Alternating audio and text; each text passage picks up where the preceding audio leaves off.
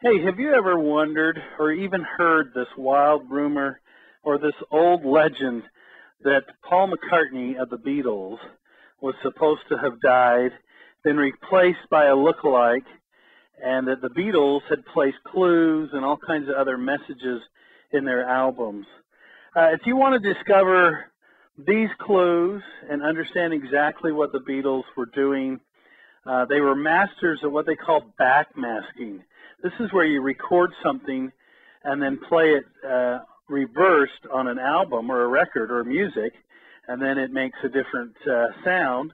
And then the only way, in the old days, you were able to hear what the Beatles were saying or what this backmasking was to actually stop your turntable and rewind that playing or that record. You play it backwards, and it actually would play different messages and so forth that the Beatles would put on their records. They were masters of that stuff. If you want to know where to go to discover the clues, to hear a really cool radio program from 1979, then the site to go to see is called IsPaulDead.com.